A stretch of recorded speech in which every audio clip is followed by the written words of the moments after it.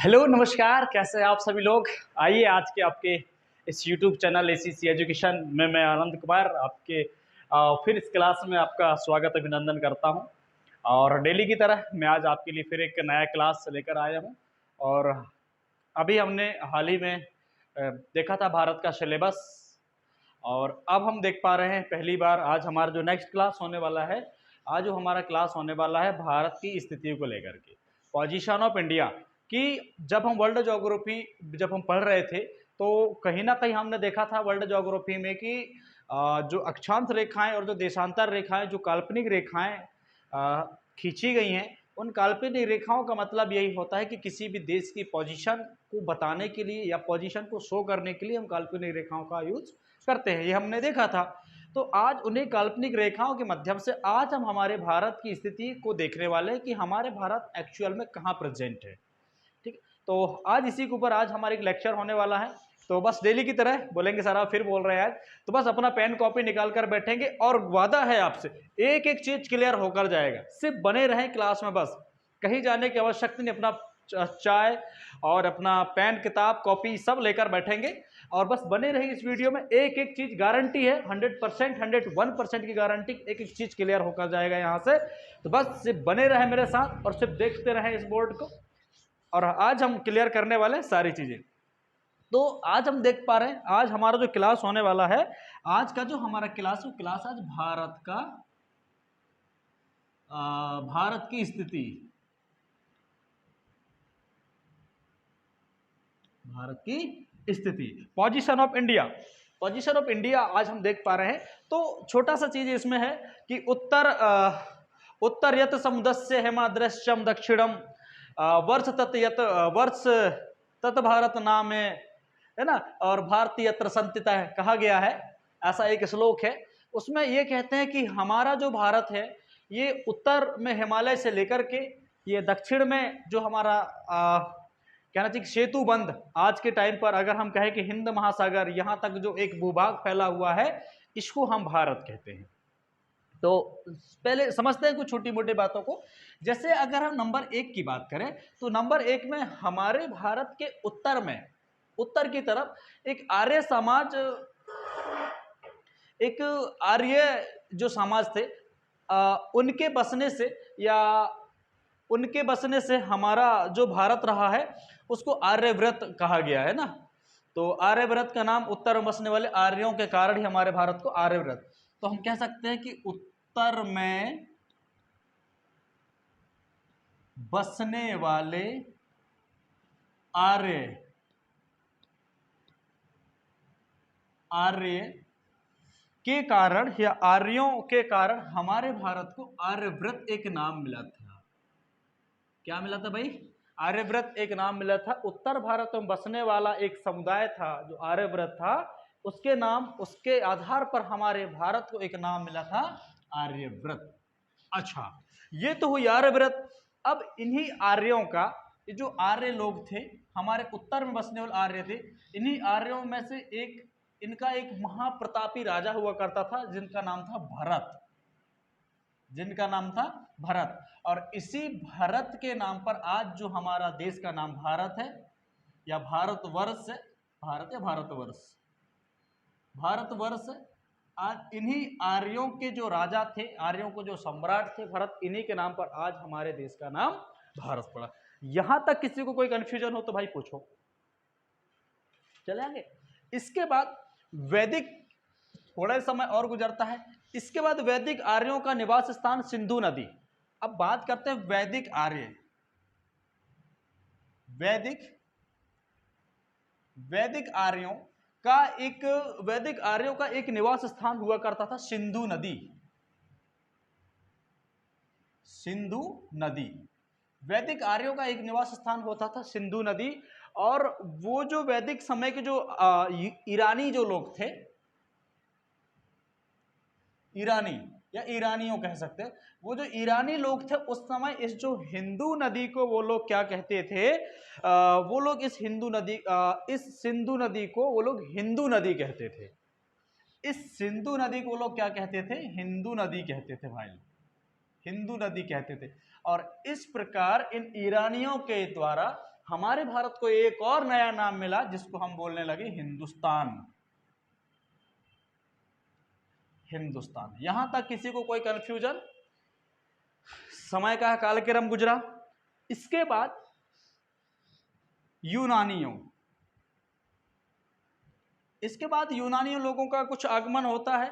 और जब यूनानी लोग जब आते हैं तो ये लोग जो सिंधु नदी होता है, ये लोग सब उत्तर भारत की तरफ से आते हैं। और जो जो यूनानी लोग थे सिंधु नदी को क्या कहते थे लोग? इंडस कहते थे। क्या बोलते थे भैया? इंडस या इंडस नदी, इंडस नदी। और इसी इंडस के कारण जो यूनानी लोग थे, इन लोगों ने हमारे भारत को, इन लोगों के कारण एक हमारे भारत को फिर एक नया नाम मिला। इंडस से बना क्या? इंडिया। इंडस से बना इंडिया। ये भाई साहब हमारे भारत के 2-3 नाम हैं। तो मैंने आपको बताया उत्तर में बसने वाले आर्यों के नाम पर हमारे भारत को एक नया नाम मिला था, उसको नाम हम बोला कि आर्यव्रत। भारत को आर्यव्रत भी कहते हैं। इन्हीं आर्यों का एक महान सम्राट, एक राजा रहता था, राजा था, तो उनका नाम था भरत। भरत के नाम पर भी हमारे भारत का नाम, भारत के नाम पर हमारा देश का नाम आज भारत पड़ा। वैदिक आर्यों को, वैदिक आर्य जब आए तो उन्होंने सिंधु नदी के किनारे, या जो वैदिक आर्य या ईरानी, तो उन्होंने सिंधु नदी को हिंदू नदी कहा। इस कारण हमको एक और नाम मिला हिंदू नदी। इसके बाद यूनानी सिंधु नदी को इंडस कहते थे और एक और नाम मिला हमको इंडस। अब ये बार बार सिंधु नदी आ रहा है, थोड़ा इसके बारे में भी जानते हैं कि सिंधु नदी के बारे में। तो थोड़ा यहां लिखते हैं सिंधु नदी। सिंधु नदी, पहली बात तो भाई ये हमारे उत्तर भारत में बहने वाली एक मुख्य नदी है। तो यहां हम लिख सकते हैं कि जो सिंधु नदी है ये हमारे उत्तर भारत में, उत्तर भारत में बहने वाली एक प्रकार की प्रमुख नदी है। प्रमुख नदी है ये एक हमारी प्रमुख नदी है। और ये जो सिंधु नदी है, हमारी जो सिंधु नदी उत्तर भारत में बहने वाली जो सिंधु नदी है, ये सांस्कृतिक, ठीक है ना, ये जो सिंधु नदी है ये हमारे भारतीय संस्कृति एवं भारतीय सभ्यता कहना चाहिए, भारतीय सभ्यता एवं भारतीय संस्कृति, भारतीय सांस्कृतिक के विकास का एक बहुत बड़ा प्रमुख केंद्र रहा है। क्योंकि बहुत सारी संस्कृतियां, बहुत सारे सभ्यताएं कहीं ना कहीं हमारे सिंधु नदी घाटी के आसपास से ही मिलते हैं। तो ये जो सिंधु नदी है ये एक प्रकार के हमारे भारत में मुख्य तौर पर जानी जाती है, मुख्य तौर पर है। और सिंधु नदी का हमारे भारत में बहुत अच्छा रोल है, ठीक है ना। तो ये होता है हमारे सिंधु नदी। इसके बारे में और जानते हैं भैया, सिंधु नदी पहले क्या होता था कि सिंधु नदी में यहाँ पे विशाल, सिंधु नदी घाटी के आसपास विशाल राजा महाराजाएं रहे हैं। विशाल यहाँ की कहना चाहिए कि व्यापार वगैरह होता रहा है, ठीक है ना। और सांस्कृतिक वगैरह बहुत सी आर्थिक सामाजिक सफलताएं यहाँ पे उभरी हुई हैं, बहुत सारी संस्कृति यहाँ से हमको देखने को मिली। जब हम इतिहास के सेगमेंट में चलेंगे, इतिहास देखेंगे तो उसमें सिंधु नदी के बारे में आपको बताया जाएगा, या कहीं ना कहीं आप उसको सिंधु नदी के बारे में आप जानेंगे। तो ये है हमारा सिंधु नदी, और सिंधु नदी उत्तर भारत में बहने वाली नदी है। और ये सारी चीज़ें, तो यहाँ तक अगर किसी को कोई समस्या हो रही हो तो आप मेरे से पूछ सकते हैं। तो ये भाई साहब हमारी सिंधु नदी, और ऐसे पड़ा हमारे भारत का नाम। तो मैंने आपको भारत के लगभग नहीं तो 3 से 4 नाम मैंने आपको बता दिए। पहला आर्यव्रत, भारत और हिंदुस्तान और इंडिया। बहुत है, चलिए आगे देखते हैं।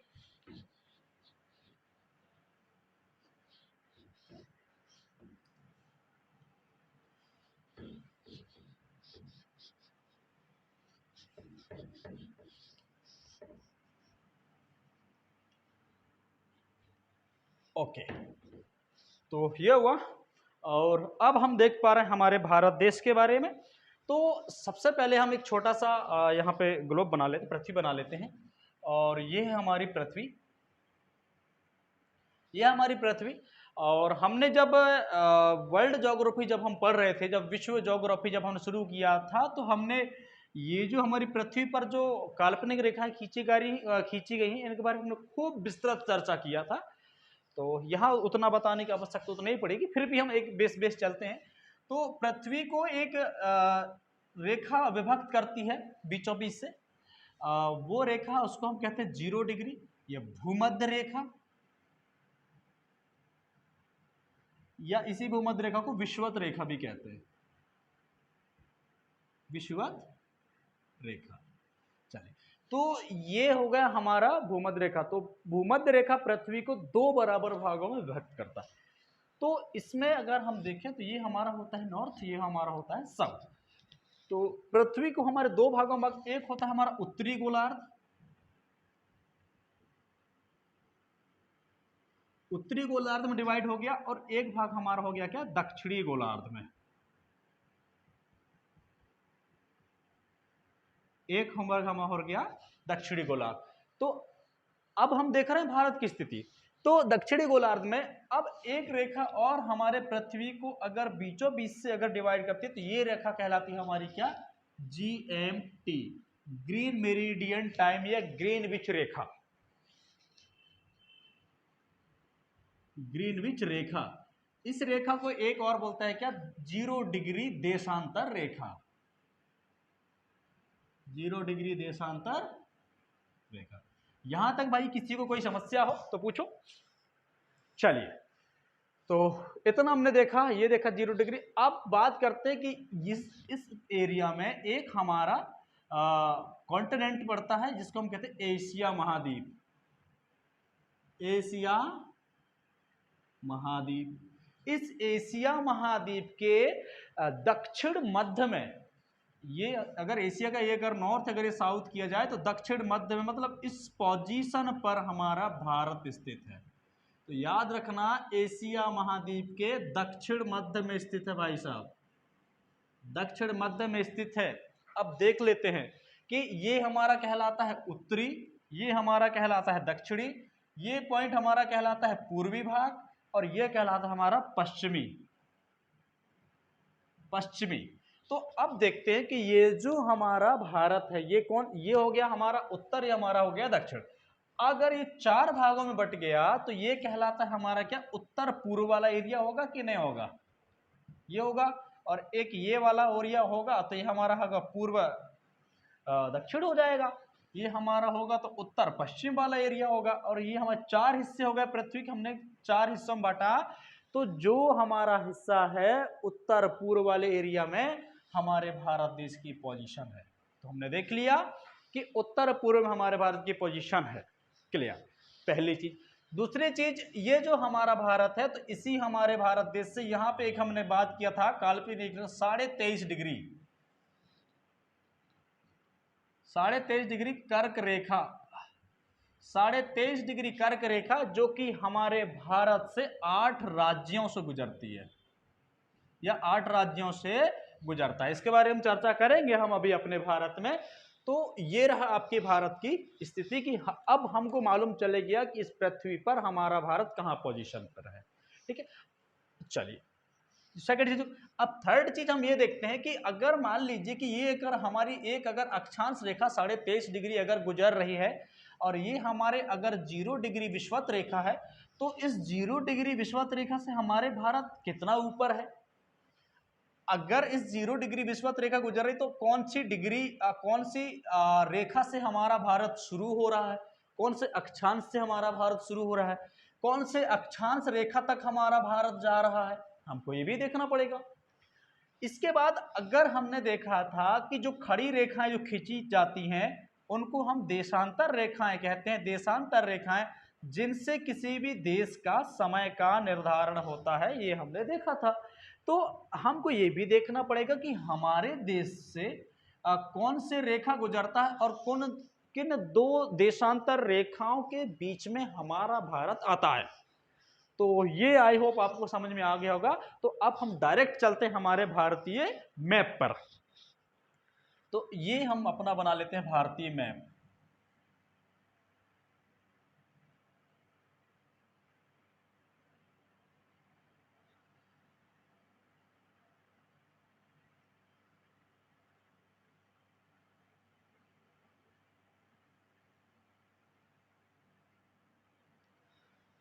ये हमारा हो गया भारतीय मैप। और इस भारत के मैप पर थोड़ा और इसको इधर बना लेते हैं, अभी लिखने में थोड़ा समस्या होगा।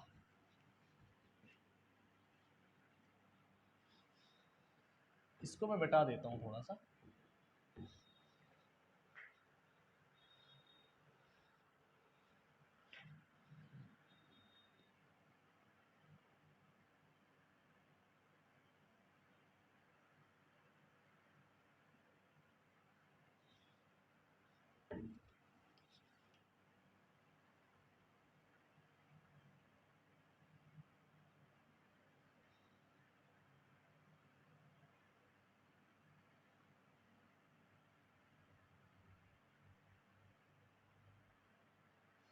ये हमारा भारत है, आप लोग थोड़ा ठीक से बना लेना।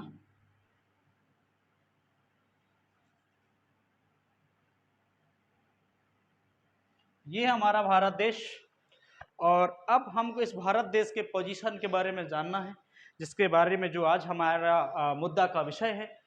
तो आज अब हम नीचे आप देख पा रहे होंगे कि नीचे मतलब ये वाला पॉइंट, नीचे मतलब ये वाला पॉइंट, मतलब ये इधर। तो अगर हम यहाँ पे देखें तो हमारा जो भारत है, ये हमारे भारत में एक यहाँ पे एक ऐसा एक देशांतर रेखा, सॉरी एक अक्षांश रेखा ऐसा निकलता है हमारे भारत। इस पॉइंट को टच करते हुए, इस पॉइंट को टच करते हुए एक हमारा जो अक्षांश रेखा निकलता है, वो रेखा को हम कहते हैं क्या, 8 डिग्री 4 मिनट। 8 डिग्री 4 मिनट वाली रेखा गुजरता है हमारे नीचे, हमारे भारत के दक्षिणतम बिंदु को टच करता है। और अगर हम उत्तरी बिंदु की बात करें तो उत्तरी बिंदु पर एक हमारी यहाँ पर रेखा होता है 37 डिग्री 37 डिग्री कहना चाहिए 37 6 minute 37 degree 6 minute 37 degree 6 minute. तो अब हमको मालूम चल गया कि हमारे भारत देश को दो देशांतर रेखाएं टच करती हैं। एक नीचे से हो गया 8 डिग्री 4 मिनट और ऊपर है हमारी डिग्री 37 डिग्री 6 मिनट। अगर हम हमारे इस अगर पश्चिमी को देखें तो 67 डिग्री 8 मिनट है, 67 डिग्री सॉरी 7 मिनट है, 67 डिग्री 7। और यहाँ पे अगर हम इस वाले एरिया को देखें तो यहाँ पे हमारा 97 25 मिनट, 97 डिग्री 25 मिनट। ये हमारा ये हमारी होंगी कौन सी देशांतर रेखाएं। ये देशांतर रेखा, ये हमारी अक्षांश रेखाएं। अक्षांश रेखाएं नीचे 8 डिग्री 4 मिनट से शुरू होता है, ऊपर 37 डिग्री 6 मिनट तक। दो रेखाओं के बीच में, ये दो रेखाओं के बीच में हमारा भारत है। और अगर हम ऐसे अगर देशांतर रेखा के बीच में देखें तो 67 डिग्री 7 मिनट से लेकर के 97 डिग्री 25 मिनट तक ये हमारी रेखाएं हैं। ठीक है, तो इन रेखाओं के बीच में जो भी भूभाग है, जो भी भूभाग है, इस भूभाग को हमारा एक देश है, इस भूभाग का नाम है भारत। और इसी भारत देश के बारे में आज जो हम पढ़ रहे हैं, आज जो हमारा मुद्दे का विषय है, तो ये हो गया हमारे भारत। अब भारत के इर्द गिर्द अगर मान लीजिए अगर हमको किसी भी भूमि के बारे में अगर जानना है या किसी भी स्पेस के बारे में अगर हमको पता करना होता है तो हमको आसपास के एरियाओं के बारे में भी हमको चर्चा करना रहता है कि किन एरियाओं के बीच में, किन जगहों के बीच में वो जगह मुख्य है। तो उसके आसपास की सारी चीज़ों को बताना पड़ेगा कि नहीं बताना पड़ेगा, बताना पड़ेगा।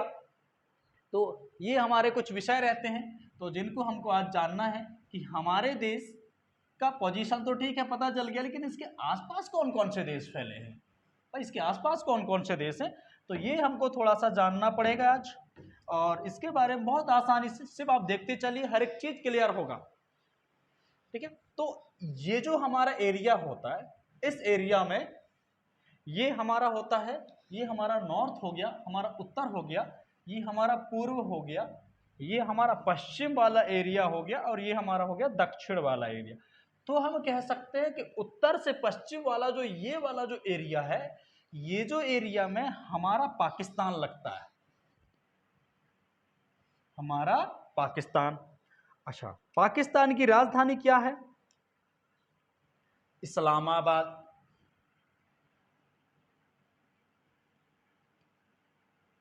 पाकिस्तान की राजधानी इस्लामाबाद। और ये जो पाकिस्तान है, पाकिस्तान हमारे भारत से लगभग लगभग कितना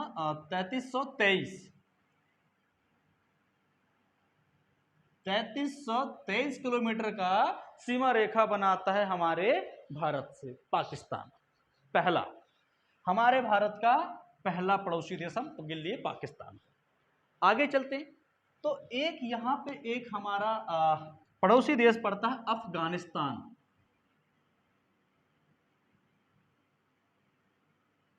अफगानिस्तान, अफगानिस्तान की राजधानी क्या भैया? काबुल। अफगानिस्तान की राजधानी काबुल। और अफगानिस्तान यहाँ पे 106 किलोमीटर की सीमा रेखा बनाता है भारत से। और काबुल सिर्फ और सिर्फ हमारे 106 किलोमीटर सिर्फ लद्दाख को टच करता है और किसी अन्य राज्य को टच नहीं करता। लद्दाख, ये लद्दाख के बारे में ये होता है कि 31 अक्टूबर 2019 को ये जो लद्दाख जम्मू कश्मीर वाला जो एरिया था, लद्दाख जम्मू कश्मीर वाला एरिया था, एक मिनट,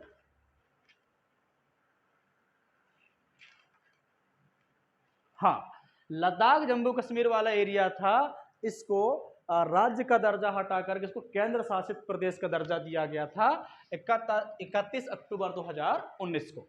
तो ये जो अफगानिस्तान है 106 किलोमीटर, ये हमारा उत्तर और ये हमारे पूर्व के इस बीच के एरिया में हमको 3 देश देखने को मिलेंगे। सबसे पहले यहां देखते हैं चीन।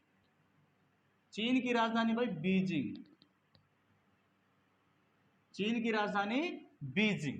और चीन हमारे भारत को 3488 किलोमीटर का एरिया टच करता है, या 3488 किलोमीटर का एरिया हमारे भारत से टच होता है। किसका? चीन का, 3488।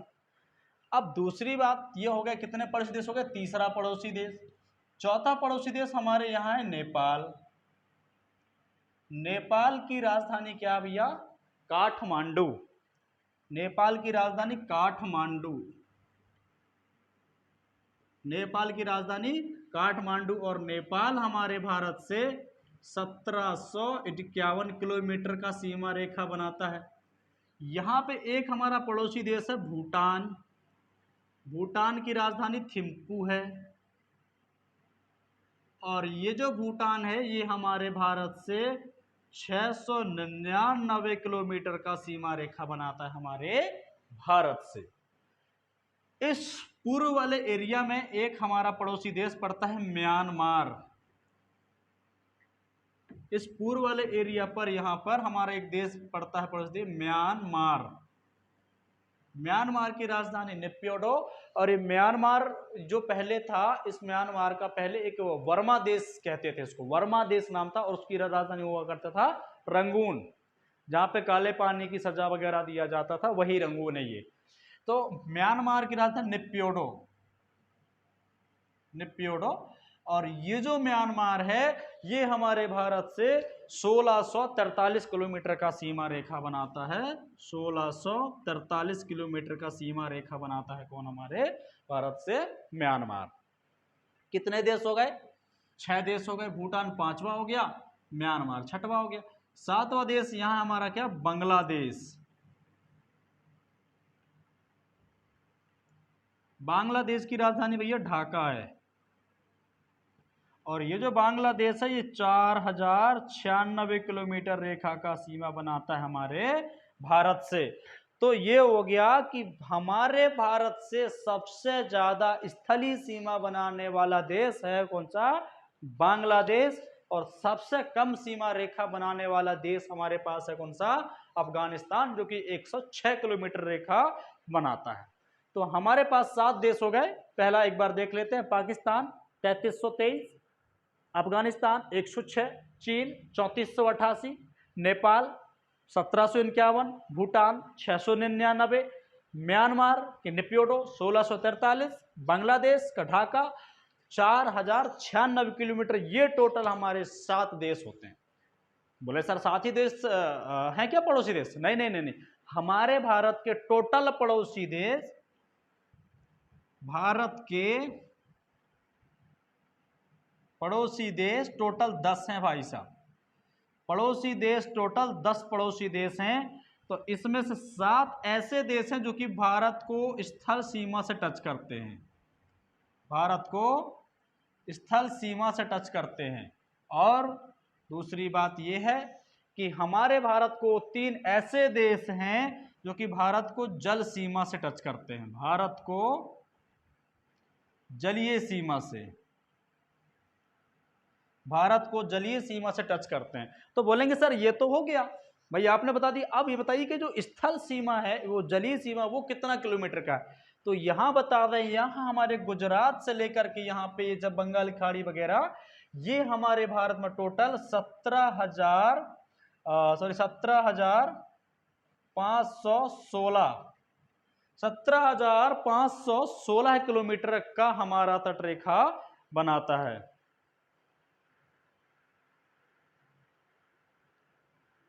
हाँ, नहीं, 7,516, सॉरी, ये जो हमारा है 7,516.6 किलोमीटर का तटरेखा हमारे भारत से बनाता है। ठीक है, तो ये जो तटरेखा, ये टोटल जो तटरेखा है, ये 7,500 किलोमीटर का टोटल तटरेखा है हमारे भारत की। ठीक है, और इसके बारे में भी थोड़ा जान लेते हैं कि सबसे ज्यादा जो तटरेखा, जो समंदर से लगने वाला जो भी प्रदेश है, या है ना, तो वो सबसे ज्यादा जलीय भाग से लगने वाला जो राज्य है वो है गुजरात, गुजरात है। और सबसे कम लगने वाला जो राज्य है वो है गोवा, याद रखना। ये हमारे राज्य हैं जो कि हमारे यहाँ सबसे ये सारी चीजें लगती हैं। तो ये सारी चीजें क्लियर हुई होंगी। यहां याद रखना तटीय रेखा 7,516.6 किलोमीटर हमारे भारत का टोटल तटीय रेखा है। टोटल तटीय रेखा हमारे भारत का ये है। क्लियर हुआ? अब देखते हैं इसके बारे में कुछ और भी सारी चीजें जानते हैं और आगे चलते हैं। तो ये जो हमारा यहाँ पे ये बंगाल की खाड़ी है, बंगाल की खाड़ी है, और यहाँ पे अंडमान निकोबार द्वीप समूह है हमारे भारत के। यहाँ पे कुछ जलमग्न द्वीप हैं। जो हमारे भारत का सबसे दक्षिणतम बिंदु इंदिरा पॉइंट जिसको हम कहते हैं ना, वो यही हमारे भारत से दूर समंदर के अंदर हैं। जो द्वीप हैं वो हमारे भारत के इंदिरा पॉइंट है। और कुछ ऐसे पॉइंट हैं जो कि समय के अनुसार समुद्र का लेवल बढ़ता गया, और कुछ ऐसे द्वीप हैं जो कि जलमग्न हो गए हैं, कुछ द्वीप जलमग्न हो गए हैं। तो अगर हमारे भारत का अगर दक्षिणतम बिंदु स्थलीय अगर सीमा पूछा, स्थलीय सीमा हमारे भारत से 8 डिग्री 4 मिनट से लगता है। और अगर हमारे भारत का अगर सबसे अंतिम पूछा जाए, जिसमें अगर स्थलीय ना बोला जाए, तो वो लगता है हमारे 6 डिग्री 4 मिनट से 6 डिग्री 45 मिनट से लगता है। यहाँ पे एक और हमारा सीमा रेखा जाता है, वो होता है 6 डिग्री 45 मिनट। ये हमारे भारत का सबसे अंतिम कह लो या सबसे शुरुआती कह लो। अगर ऊपर से अगर हम देखते हैं तो ये हमारे भारत का सबसे दक्षिणतम बिंदु है, 6 डिग्री 45 मिनट। डिग्री मतलब अक्षांश रेखाएं जो कि आड़ी खींची जाती हैं भूमध्य रेखा के समानांतर, वो रेखा है 6 डिग्री 45 मिनट। और यही हमारा इंदिरा पॉइंट वगैरह ये इसी रेखा पर पड़ती हैं। तो अब ये बात एक भी चीज और यहाँ पे जानने वाला है, थोड़ा नोट करेंगे इसको भी आप पेन कॉपी में, कि 2004 में इसी समंदर में कुछ हमारे द्वीप जलमग्न हो गए, जिनको पिगमेलियन द्वीप या पार्सन पॉइंट कहा गया। पिगमेलियन द्वीप या Parson point, Parson point, Pygmalion या पार्सन पॉइंट यही है। ये जो द्वीपों के नाम है जो कि आज जलमग्न हो चुके हैं। इस पिगमेलियन पार्सन पॉइंट से यहां पे देखिए भारत है, हमारा पिगमेलियन पार्सन पॉइंट, यहां से जो भारत है भारत और भूमध्य रेखा के बीच में 876 किलोमीटर का डिस्टेंस बचता है। 876 किलोमीटर का डिस्टेंस बचता है हमारे इसी पिग्मेलियन पॉइंट से हमारे इस भारत के लिए, क्योंकि कहीं ना कहीं ये जो 6 डिग्री 45 मिनट की जो रेखा है ये भी हमारा भारत का एक जलीय वाला एक सीमा लगता है यहाँ से हमारे भारत का, और स्थलीय सीमा मैंने बताया 8 डिग्री 4 मिनट से। तो ये हमारे भारत की स्थिति था, तो ये हमने देखा और आई होप आपने नोट कर लिया होगा। तो चलिए इसको आप नोट कर लें, फिर आगे बढ़ते हैं।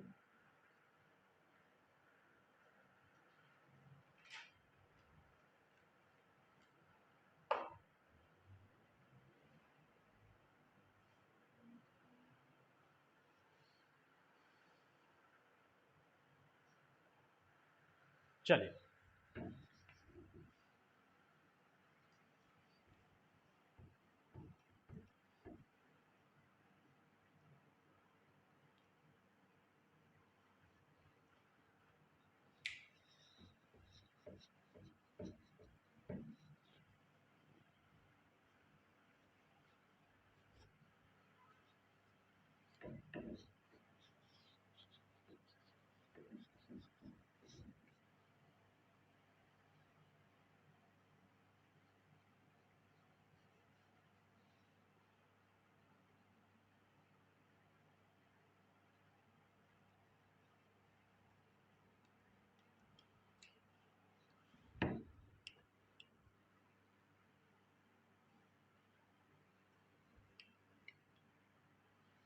आई होप इतनी सारी कथा आपको समझ में आई हो, और कहीं कोई समस्या लगती तो आप मेरे से पूछ सकते हैं, बाकी तो कोई दिक्कत नहीं, बाकी तो क्लास में है ही। और चलिए आगे देखते हैं। तो अब समझते हैं कि हमारे भारत का हमने देख लिया कि ये नॉर्थ पॉइंट, तो यहाँ पे समझते हैं कि भाई इन पॉइंटों में आखिर हमारे भारत का पूर्वतम या दक्षिणतम या पश्चिमी सबसे अंतिम पॉइंट कौन सा है। तो अगर हम पूर्वी की बात करें तो यहाँ पर हमारा लगता है क्या, इंदिरा कॉल। इंदिरा कॉल ये लद्दाख में पड़ता है। इंदिरा कॉल ये हमारे लद्दाख में पड़ता है 37 डिग्री 7 मिनट पर, 37 डिग्री 6 मिनट पर, 36 डिग्री 6 मिनट पर, ठीक है। इंदिरा कॉल यहाँ पे इस वाले पॉइंट पे गुजरात वाले एरिया पर यहाँ लगता है क्या, गोरमोता या सर क्रीक रेखा। सर क्रीक रेखा ये हमारे भारत का पश्चिमी अंतिम पॉइंट है, गोरमोता पॉइंट। और यहां पे हमारा लगता है अरुणाचल प्रदेश का सबसे अंतिम पॉइंट किबिथु या लोबांग जिला भी मिलेगा आपको, लोबांग, ठीक है। और यहां पे हमारा लगता है क्या, कन्याकुमारी, कन्याकुमारी या कैप कैमोरिन, कैप कैमोरिन। अब कई जगह है आपको कन्याकुमारी या कैप कैमोरिन, है ना, कन्याकुमारी या कैप कैमोरिन अंतरिप मिलेगा आपको। कहीं आपको कन्याकुमारी या कैप कैमोरिन, कैप यहां पर लिख दे, कैप कैमोरिन, क्या अंतरिप मिलेगा आपको, कैप कैमोरिन अंतरिप। ये अंतरिप क्या है, अंतरिप क्या है, तो आज अपन अंतरिप को समझते हैं कि किसी भी देश की पृथ्वी का वह भूभाग, समझना ध्यान से, किसी भी देश की पृथ्वी का वह भूभाग जो कि लगभग 3 सिरों से या 3 तरफ से समुद्र से घिरा हो और एक तरफ पतला होता चला गया हो या संकीर्ण होता चला गया हो, उस एरिया को, उस जगह को, उस प्रकार की आकृति को या संरचना को अंतरिप कहते हैं। देखिए जैसे यहां पे है अरब सागर, यहां पे बंगाल की खाड़ी, और यहां पे है हिंद महासागर, यहां पे हिंद महासागर। कोई समस्या, 3 चीज, अरब सागर, बंगाल की खाड़ी, हिंद महासागर। अब ये देखना इस वाले एरिया से लगभग हमारे भारत की जो चौड़ाई है वो लगभग लगभग धीरे धीरे कम होते होते होते होते ये कम होते लगभग चला जा रहा है। तो ऐसे कंडीशन या ऐसी आकृति या ऐसे भूभाग को अंतरिप कहा जाता है। इसलिए याद रखना कि जो गोर मोता है वहां पे किबिथु है, ऊपर इंद्राकोल, इनके साथ इन नामों के साथ में आपको अंतरिप लगा नहीं मिलेगा, लेकिन ये कन्याकुमारी के साथ या कैप कैमल साथ के आपको अंतरिप वर्ड लगा मिलेगा। तो इस बात का आप बोलेंगे सर ये तो एग्जाम में नहीं आएगा, तो हर चीज हम एग्जाम के पॉइंट ऑफ व्यू से भी नहीं, कुछ नॉलेज के पॉइंट ऑफ व्यू से भी हम देख लेते हैं कुछ चीजें। तो याद रखना अंतरिप मतलब ये होता है। क्लियर है? तो ये हो गया हमारा भारत के 4 पॉइंट। और अगर हम भारत के बारे में और भी बातें करें तो ये जो हमारा भारत है, भारत के उत्तर से लगा करके दक्षिणतम की जो टोटल लंबाई है वो 3214 किलोमीटर है। 3214 किलोमीटर है। ठीक है? और अगर हम यहां से अगर ये देखें कि अगर हम हमारे पूर्वी से अगर हम पश्चिमी तक अगर हम देखें तो ये हमारा है 2933 किलोमीटर। इतना बात समझ में आया भाई कि नहीं आया? चलिए, तो 2933 और 3214 किलोमीटर ये सारी चीजें हो गई हैं। अब बात करते हैं एक मुख्य रेखा की जिसकी हमने बात किया था, और वो रेखा था हमारा क्या? कर्क रेखा। तो हमने बताया था कि ये जो कर्क रेखा है, ये जो कर्क रेखा है ये हमारे भारत को 2 भागों में विभक्त करता है। भारत कर्क रेखा जो है हमारे भारत को 2 भागों में विभक्त करता है। ये है हमारी कर्क रेखा।